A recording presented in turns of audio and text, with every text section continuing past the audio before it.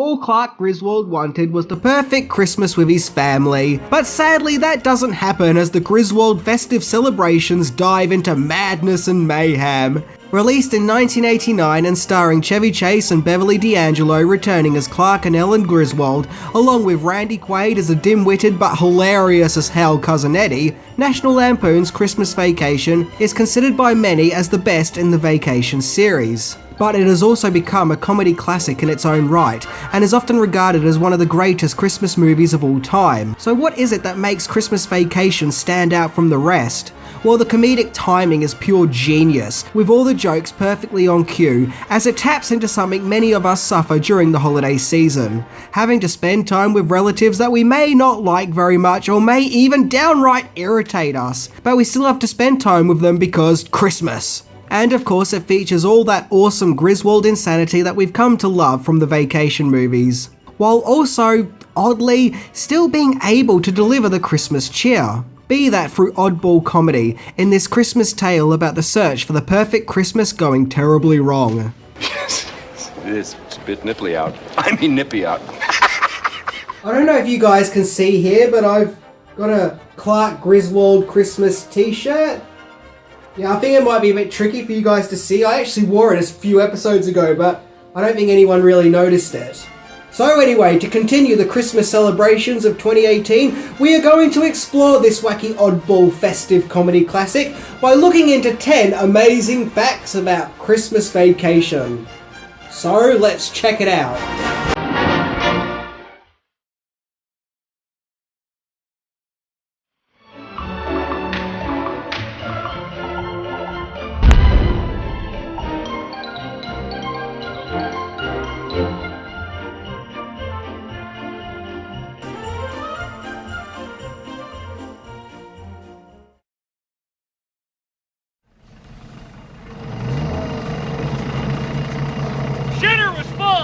Ah, yeah. You checked our shitters, honey? Clark.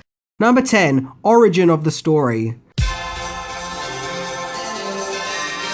Legendary writer and director John Hughes had been responsible for many great comedy movies in the 80s, such as Ferris Bueller's Day Off, Pretty in Pink, The Breakfast Club, Weird Science, and of course penning the first 2 Vacation movies. He claimed that the studio wanted his help for making a third installment, to which he used his pre-existing story Christmas 59 as a basis for the story in Christmas Vacation. Christmas 59 was a short story that Hughes had written for National Lampoon magazine in 1980, which predated the release of the original Vacation movie by 3 years. Speaking of, Christmas 59 was itself a sequel to a previous story that he had written called Vacation 58, which itself turned into the first Vacation movie. Everyone got that? So, with Christmas 59 being used as the basis for the third Vacation movie, a Christmas comedy classic was created. Number 9. Christmas Vacation is an anomaly in the series. National Lampoon's Vacation and its sequel, National Lampoon's Europe Vacation, were basic road caper movies, where we would see the manic exploits of the Griswold family on the road as they tried to have a happy family vacation, of which always goes wrong. The first movie sees the family go across America, with the second, of course, travelling across Europe. But Christmas Vacation is something of a trend breaker, in that it ditches the road travel comedy shtick and tries something different. We see the Griswolds off the road with this story taking place in their family home. The following sequel, National Lampoon's Las Vegas Vacation, returned to the wacky travelling formula of the first 2 movies, along with the soft reboot Vacation, which came out a few years ago. Which, I kind of feel bad for saying this, but I actually didn't mind that movie. Yeah, I feel really guilty saying that, like I have to hand in my geek membership card or something. This, I think, sets Christmas Vacation apart from the rest, and makes it feel less like a sequel. I mean, yes, it still focuses on the Griswolds, but it changes the dynamic and formula. It doesn't even use the famous Holiday Road song, which is featured throughout all the other entries in the series. I often find that people regard it as its own film and not a third entry in a film series. Often the movie itself even overlooks the entire series, so I guess you could argue that it's more of a spin-off, but it only gets more complicated from here, which leads me to my next point. Number 8. A sequel of a sequel. If Christmas Vacation's identity as either being a sequel or standalone film wasn't confusing enough, the movie had its own sequel, creating a sequel of a sequel paradox, in which in 2003 a made-for-TV sequel came out, with the whopping title of National Lampoon's Christmas Vacation 2: Cousin Eddie's Island Adventure. Damn, I feel like the movie has already ended by the time I finish saying the title. This time there was no Chevy Chase or Beverly D'Angelo, as the main focus in this installment has now shifted to Randy Quaid's Cousin Eddie's character, hence the title of the movie, along with Miriam Flynn returning as Catherine, where this time the focus is on the Johnson family being shipwrecked on an island in the South Pacific. This entry sees other familiar faces return, such as Dana Brown as Audrey Griswold, who played the role in the original Vacation movie, and Eric Idle, who previously played the injured cyclist in Europe Vacation. So the movie is a sequel to Christmas Vacation, but also has ties to other entries in the Vacation series. So I'm going to have to get all angry video game nerd here and assume that the movie's correct title should be National Lampoon's Christmas Vacation 2, Vacation 5, Eddie Cousin's Island Adventure. The film wasn't well received by fans and currently holds 12% on Rotten Tomatoes. Number 7. Christmas Vacation skipped theatres in certain parts of Europe. When Christmas Vacation came out in 1989, it did pretty good at the box office, making $71 million, and only being beaten by Back to the Future Part 2, which is fairly impressive, as Back to the Future Part 2 was impossibly popular. In other words, Christmas Vacation seemed to really resonate with people and deliver Christmas laughs. Where do you think you're gonna put a tree that big? Bend over and I'll show you. However, if you went to the cinema in the UK to see the film, this is what you would have seen. That's right, a whole heap of nothing, as upon its UK release, Christmas Vacation was a straight-to-video release. Not only did the movie skip cinemas in the UK, but also Finland, Norway, and Germany. I couldn't find out exactly why the movie went straight to video in those countries. My guess would be lack of faith in the product, which, if true, is crazy as it did very well in US theatres and has become a classic. With its release in the UK in particular, certain cuts had to be made in order for it to receive a PG rating, so I wonder if maybe that has something to do with it. But regardless, it's a shame that back in 1989, certain parts of Europe were unable to see Christmas Vacation at a theatre near you. Number 6. The Griswold kids have a weird genetic aging disorder. If you think keeping up with the Brody sons in the Jaws movies is tough enough, what with their constant age leaps and casting changes, that's nothing compared to the Griswold children, as not only do the actors who portray them keep changing, but their ages seem to as well.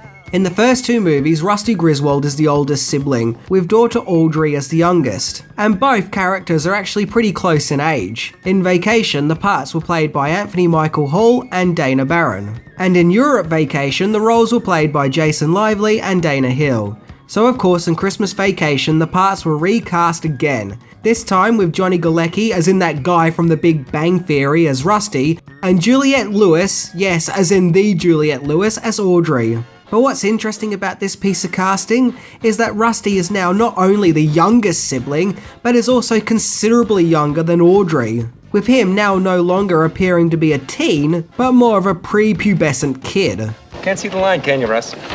No. Yeah, look, I know this is a minor nitpick, and we're not really meant to get too deeply into how old the Griswold children are.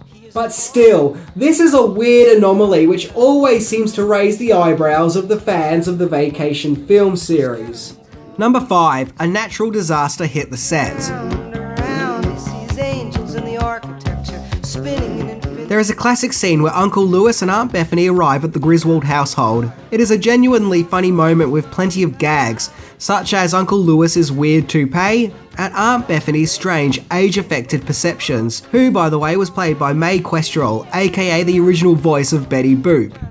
Oh dear. Did I break wind? Well, the scene is probably remembered behind the cameras for completely different reasons other than its comedic shenanigans. As while filming the funny scene, a minor earthquake hit the set, and supposedly in some shots you can see the camera tremble a little. But I don't know. If you're curious, then go watch Christmas Vacation and see if you can spot the earthquake yourself. It honestly sounds like it could have been a plot for the film. You know, annoying relatives arrive and an earthquake hits. Classic Griswold Christmas right there. Number 4, Christmas Vacation was part of very little Christmas cheer 1989 had to offer. As mentioned, Christmas Vacation was a huge hit when it was released, opening at number 2 place in the box office. Well, this may not have been just because it's a very funny movie, but also because there was very little Christmas cheer offered for movie audiences who wanted to hit the cinema and celebrate some of that Christmas joy, as Christmas Vacation was one of only 2 Christmas movies released for 1989. The other was Prancer, which was more of a child Yuletide tale, about a young girl who finds a wounded deer in the woods and believes it to be the reindeer Prancer and takes care of it and nurses it back to health. Yep, all the cinematic joy of that year relied on either the Griswolds or one little girl's wish of believing in Santa's reindeer. However, once again, if you were in the UK, the only Christmas movie you would have been able to see was Prancer. And of course, not to mention the fact that little Johnny Galecki starred in both movies. Number 3, Chevy Chase's painful dedication to comedy.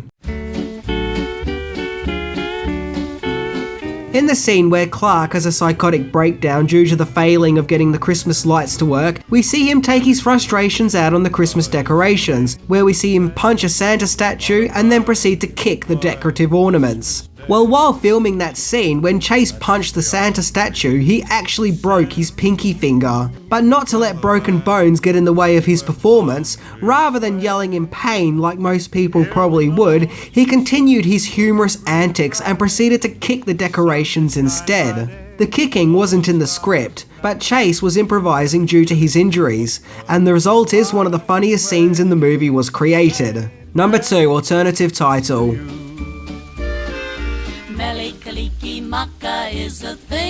Once again, in certain parts of Europe, the movie's release had several changes made to it from its original American release, as for some reason in some places the title was even changed to National Lampoon's Winter Holiday. I couldn't find any reason why this change was made, but if I had to guess, maybe to make it look more like an everyday comedy as opposed to simply being a Christmas one. Probably in an attempt to help the movie's cinematic longevity after the Christmas season, but who knows. There are even changes made to the poster, in which Clark Griswold is no longer in his Santa costume, but is now in everyday attire. And the electrifying Christmas lights aren't present, but instead replaced with work tools. Like as if Clark went on the roof to fix the TV antenna but got electrocuted. Which I can actually totally see happening. This rare title change and poster reworking didn't end up lasting for very long, as the movie is now globally known as Christmas Vacation, making this obscure alternative title and poster a weird anomaly. I seem to say the word anomaly a lot in this video, but I can't help it as there seem to be so many anomalies connected with Christmas Vacation, as if the movie itself is too much for reality to contain. Number 1, Christmas Vacation led to the creation of Home Alone. 2 years after Christmas Vacation came out, another classic John Hughes Christmas comedy hit the theatres, that being Home Alone. Well, Home Alone's roots actually started with Christmas Vacation, as Christmas Vacation's original director was Chris Columbus, whom had previously written Gremlins and Goonies and would go on to direct the first 2 Harry Potter movies. Columbus had already started to work on the shoot for Christmas Vacation, filming some second unit principal photography. However, he and main actor Chevy Chase just weren't seeing eye to eye, so Columbus left the project, and director Jeremiah S. Chekchik was brought on board to direct instead. Columbus told John Hughes that he needed the work but just could not work with Chase, so Hughes showed him a script for an upcoming movie that he was working on called Home Alone as a substitute for directing Christmas Vacation. And thus another Christmas movie was then in the works. Well guys, that was my look into Christmas Vacation. It definitely stands out from the rest of the Vacation movies. And it does feel like its own movie and is the perfect ingredients to get some of those Christmas laughs.